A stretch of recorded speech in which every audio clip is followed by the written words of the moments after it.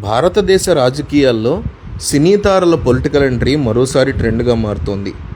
ఇప్పటికే అనేక మంది సినిమా నటులు రాజకీయాల్లో చక్రం తిప్పగా, ఇటీవలే టీవీకే చీఫ్ విజయ్ దళపతి ఏకంగా రాజకీయాల్లో తన తొలి ప్రయత్నంలోనే ముఖ్యమంత్రి పీఠాన్ని అధిరోహించారు. ఇదే స్ఫూర్తితో తమిళ సినీ పరిశ్రమ నుంచి మరో ప్రముఖ నటుడు ధనుష్ రాజకీయ అరంగేట్రం త్వరలోనే చేయబోతున్నారు అనే ప్రచారం జోరందుకుంది.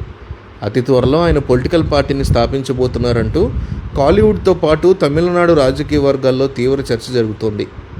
ఇటీవల తన అభిమానులను ఉద్దేశించి ధనుష్ చేసిన వ్యాఖ్యలు తన రాజకీయాల అరంగేట్రం గురించే రాబోతున్నారని ఆజ్యం పోసినట్లయింది. తన పుట్టినరోజు సందర్భంగా అభిమానులు నిర్వహించిన రక్తదాన శిబిరంలో ధనుష్ చేసిన కొన్ని వ్యాఖ్యలు చర్చనీయాంశంగా మారాయి. తన అభిమానులంతా ఒకే తాటి మీదకి రావాలని, ఇక మీదట కేవలం సినిమా వేడుకలకే పరిమితం కాకుండా స్థానికంగా ప్రజా సంక్షేమ కార్యక్రమాల్లో చురుగ్గా పాల్గొనాలని ఆయన పిలుపునిచ్చారు. మీ ప్రాంతంలోని ప్రజల సమస్యలను తెలుసుకుని వారికి సహాయం చేయండి.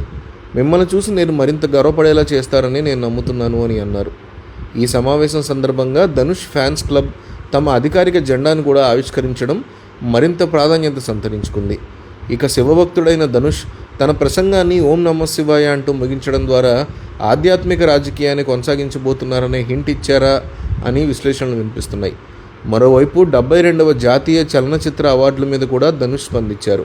తాను స్వీయ దర్శకత్వం వహించిన రాయన్ సినిమాకి నేషనల్ అవార్డు రావడం మీద సోషల్ మీడియాలో వచ్చిన ఆ ఏడాది రాయన్ కంటే మంచి సినిమాలు వచ్చాయని, ఆ సినిమా అభిమానులు తమ ప్రేమాభిమానాలు అభిప్రాయాలను వ్యక్తపరిచారు. నేను వారిని పూర్తిగా గౌరవిస్తానని ధనుష్ పేర్కొన్నారు. గతంలో ఎన్నో మంచి చిత్రాలు చేశాను, వాటికి సంబంధించి అనేక రకాల అవార్డులు వచ్చాయి, వాటికి అవార్డులు వస్తాయని భావించినా రాలేదు అంటూ ఆయన ఓపెన్ అయ్యారు. తన పొలిటికల్ ఎంట్రీ మీద ధనుష్ స్వయంగా ఇంకా ఎలాంటి అధికారిక ప్రకటన చేయనప్పటికీ ఆయన మాట తీరు, వైఖరిని బట్టి తమిళనాడులో మరో సరికొత్త రాజకీయ అధ్యాయానికి నాంది పలకబోతున్నారనే చర్చ జరుగుతోంది. ముఖ్యంగా గతంలో తమిళనాడులో నీతి, నిజాయితీ, పారదర్శకతతో పాటు ఆధ్యాత్మిక రాజకీయాలు నడపాలని కోరుకుంటున్నట్లు రజనీకాంత్ పేర్కొన్నారు. అయితే ఆ తర్వాత ఆయన రాజకీయాల్లోకి రాకుండానే దూరంగా ఉన్నారు.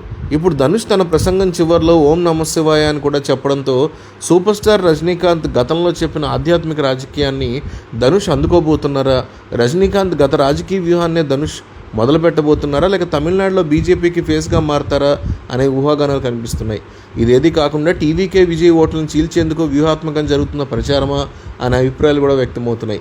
ఇదిలా ఉంటే ధనుష్ పొలిటికల్ ఎంట్రీ ప్రచారం మీద డీఎంకే స్పందిస్తూ ప్రజాస్వామ్య వ్యవస్థలో రాజకీయాల్లోకి వచ్చి సేవ చేయాలనుకునే వారు ఎవరైనా స్వాగతం పలుకుతామని స్పష్టం చేసింది. ఇక తాను గెలిచిన 2వ స్థానానికి తమిళనాడు సీఎం విజయ్ రాజీనామా చేయడంతో త్వరలో తిరుచి ఈస్ట్ ఉప ఎన్నిక జరగాల్సి ఉంది. ఇలాంటి పరిస్థితుల్లో ధనుష్ పొలిటికల్ ఎంట్రీ ప్రచారం తమిళనాడు రాజకీయ వర్గాల్లో ఆసక్తికరంగా మారింది.